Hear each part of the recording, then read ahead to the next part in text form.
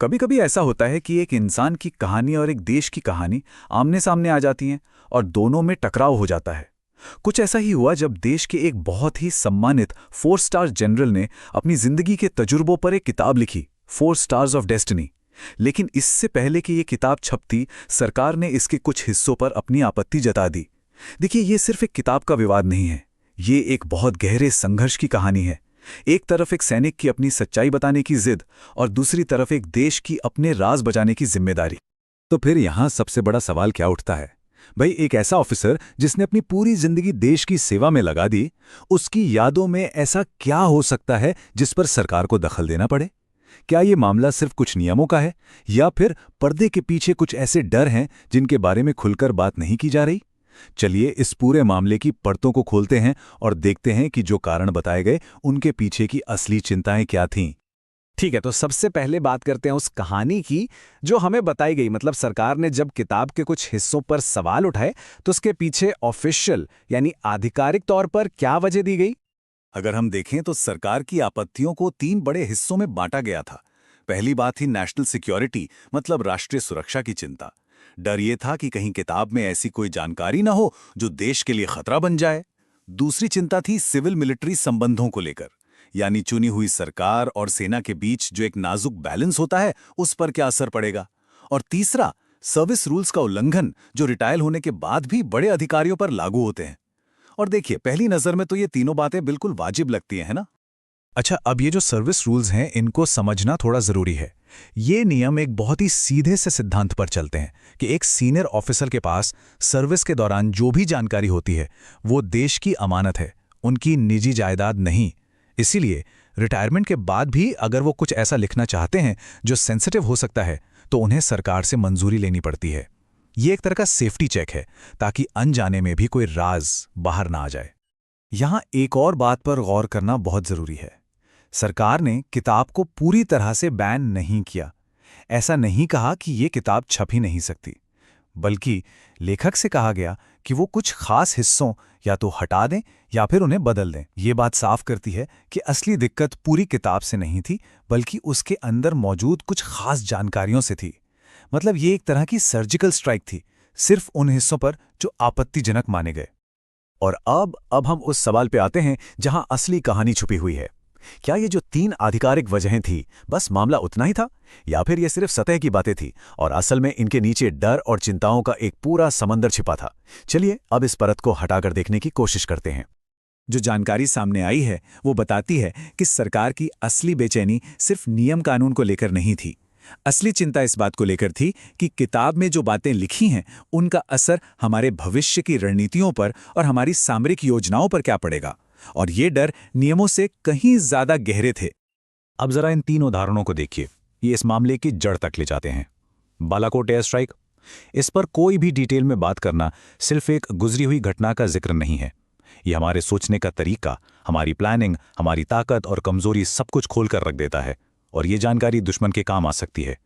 इसी तरह पाकिस्तान के साथ तनाव के पलों पर लिखना हमारे रिएक्शन पैटर्न को उजागर कर सकता है कि हम किस सिचुएशन में क्या और कैसे सोचते हैं। और चीन और एलएसी का मुद्दा, वो तो और भी ज्यादा नाजुक है, क्योंकि यहां एक जनरल की कही बात सरकार के पब्लिक बयानों और जमीनी हकीकत के बीच का फर्क दिखा सकती है, जिससे अंतर्राष्ट्रीय स्तर पर हमारी स्थिति कमजोर हो सकती है। और देखिए, चिंता सिर्फ बाहरी दुश्मनों से जुड़े राजों तक ही सीमित नहीं थी। किताब में सेना के अंदर के माहौल, उसके कल्चर पर भी कुछ बातें थी, जैसे बड़े अधिकारियों की पोस्टिंग कैसे होती है, या फिर सेना में पनप रहे यस मैन कल्चर की बात, जहां कोई अपने सीनियर से असहमति जताने की हिम्मत नहीं करता। अब भले ही ये बातें कोई टॉप सीक्रेट ना हो, लेकिन ये सीधे सीधे सेना की छवि, उसके काम करने के तरीके और उसके मनोबल पर सवाल उठाती हैं, जो अपने आप में एक बहुत ही संवेदनशील मामला है। चलिए अब उस मुद्दे पर आते हैं जो शायद इस पूरे टकराव की सबसे बड़ी जड़ है, और वो है सिविल मिलिट्री फॉल्ट लाइन, यानी एक चुनी हुई नागरिक सरकार और देश की सेना के बीच के संबंधों की वो नाजुक जमीन जहां अक्सर दरारें पड़ने का खतरा बना रहता है। ये जो लाइन है ना, सेना पेशेवर सोचती है, राजनीति चुनाव सोचती है, ये एक लाइन में इस पूरे तनाव की वजह बता देती है। ये 2 अलग अलग दुनियाओं का फर्क है। एक तरफ सेना है जो देश के लंबी अवधि की सुरक्षा, पेशेवर रणनीति और जमीनी सच्चाई के हिसाब से सोचती है। वहीं दूसरी तरफ राजनीति है, जिसका फोकस अक्सर अगला चुनाव, पब्लिक में क्या इमेज जाएगी और फौरी तौर पर क्या फायदा नुकसान होगा, इस पर होता है। और जब ये दो अलग अलग प्राथमिकताएं टकराती हैं तो चिंगारी उठना लाजमी है। इस फर्क को और गहराई से समझते हैं। देखिए, सेना का कल्चर होता है गोपनीयता का, जहां हर बात को राज रखा जाता है। वही राजनीति का खेल चलता है पब्लिक में, जहां बहस होती है, नैरेटिव्स बनाए जाते हैं। अब जरा सोचिए, खतरा कब पैदा होता है? खतरा तब होता है जब कोई जनरल अपनी किताब में ये लिख दे कि फलाना फैसला जो सेना को लेना पड़ा वो पेशेवर सलाह के खिलाफ जाकर किसी राजनीतिक वजह से लिया गया था। ऐसा कोई भी खुलासा सीधे राजनीतिक लीडरशिप पर सवाल उठाता है और सेना और सरकार के बीच भरोसे की कमी पैदा कर सकता है।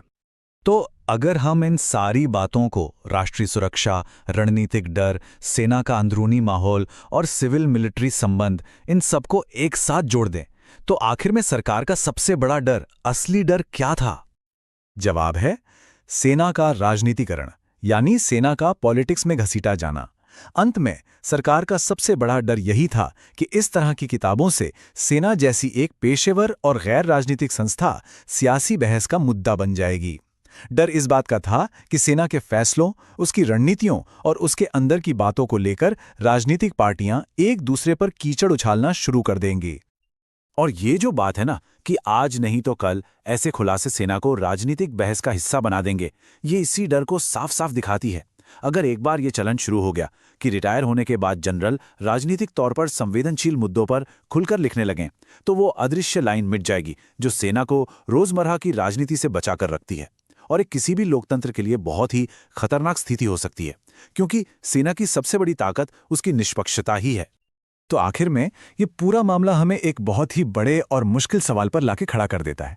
एक तरफ है एक व्यक्ति का हक कि वो अपनी जिंदगी के इतिहास को दुनिया के सामने रखे, और दूसरी तरफ है एक देश की जिम्मेदारी कि वो अपनी सुरक्षा और अपने रहस्यों को महफूज रखे। तो फिर इन दोनों के बीच संतुलन की वो सही लाइन आखिर खींची कहाँ जानी चाहिए? इसका कोई आसान और सीधा साधा जवाब नहीं है, और ये वो सवाल है जिससे दुनिया का हर लोकतंत्र हमेशा जूझता आया है और शायद हमेशा जूझता रहेगा।